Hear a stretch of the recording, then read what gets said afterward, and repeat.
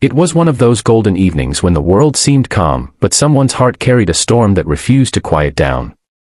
Daniel stepped out of his black car, the engine's hum fading behind him as he stood before the small farmhouse surrounded by fields of corn swaying gently in the breeze. The air smelled of soil, sweat, and memories he had buried deep 5 years ago but which now rose like ghosts around him. He wasn't the same man anymore.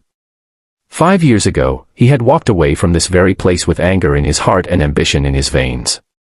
Now, he stood there as a millionaire, dressed in an expensive white shirt and Italian shoes, but somehow feeling poorer than ever. If you believe in kindness, forgiveness, and second chances, then please take a moment to like, comment, share, and subscribe to Kindness Thread. Every story we tell here reminds us that love and humanity are worth fighting for. Daniel's eyes scanned the familiar landscape, and there she was, Sophia. Kneeling among the tall corn plants, her dark hair tied loosely, her hands covered in earth, her old green dress patched at the hem. For a moment, time froze. Her face was the same, gentle, calm, and filled with that quiet strength he once took for granted. She hadn't noticed him yet. She was humming softly, perhaps to distract herself from the heat or maybe from the loneliness that came with days that stretched endlessly. Daniel's chest tightened as he watched her. 5 years had passed, but she still carried that same aura of grace that had first made him fall in love with her.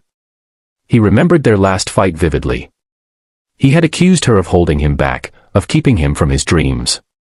She had begged him to stay, told him that love mattered more than success, but he was too blind to see.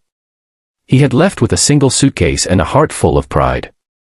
In the years that followed, he built an empire, real estate, investments, luxury cars, everything money could buy.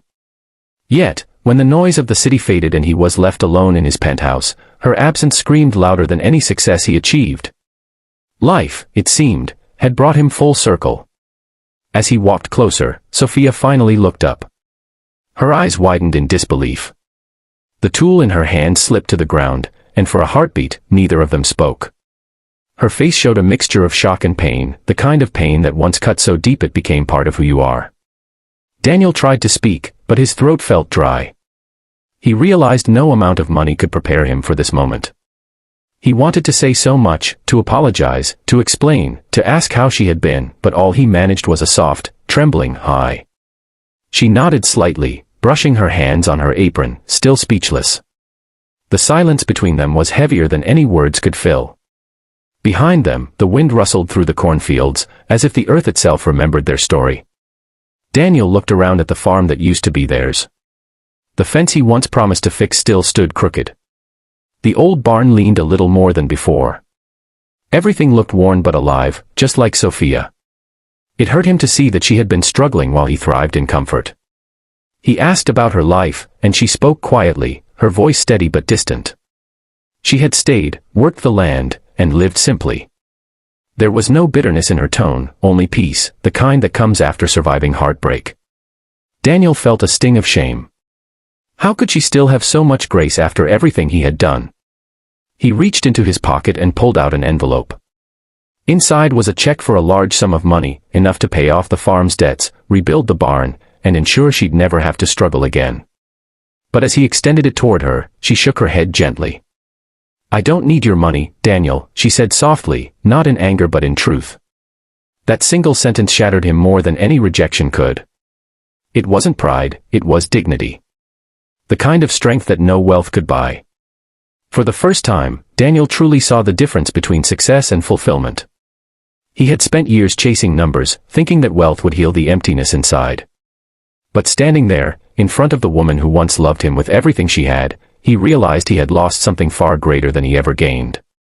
He spent the next few days helping her around the farm. He insisted, not to buy forgiveness, but because he didn't know what else to do with his regret. They fixed the old fence together, repaired the barn roof, and shared quiet meals as the sun went down. Slowly, the walls between them began to soften. She didn't speak much, but her silence was no longer cold, it was patient. Every small smile she gave him felt like a fragile thread of hope. One evening, as the sky turned orange and gold, Daniel sat on the porch with Sophia. He told her everything, how he had made his fortune, how empty it felt, how he thought of her every single day. His voice cracked when he admitted the truth. He wasn't there to show off his success, he was there because, despite everything, she was still the only home he had ever known. Sophia listened quietly, tears glistening in her eyes but never falling. That night, Daniel left early, driving back to the small inn where he was staying. But he couldn't sleep. Her face, her words, her silence, they all echoed in his mind. The next morning, he returned with something different, not money this time, but a deed. He had secretly bought back the farmland she was about to lose to a bank. He signed it over in her name and left it on her porch with a small note that read, "For all the years I took from you, let this land be yours forever." Then he got into his car and drove away without looking back. Sophia found the envelope hours later. Her hands trembled as she read the words, and tears finally streamed down her cheeks. It wasn't about the land, it was about closure, about a man who finally understood the meaning of love, humility, and redemption. She looked out toward the road, the dust still hanging in the air, and whispered a quiet prayer for him. Somewhere deep inside, forgiveness bloomed, not because he asked for it, but because she was ready to let go. Months later, Daniel received a letter in the mail. It was from Sophia. In her graceful handwriting, she thanked him, not for the land, but for remembering her humanity. She wrote that she had started a small school for children on the farm, using part of the land to grow food for poor families. She ended the letter with words that would stay with him forever: "You once left to chase success. I hope now you find peace." Daniel folded the letter and placed it on his desk beside a photograph of the two of them from years ago. He smiled, a real smile this time.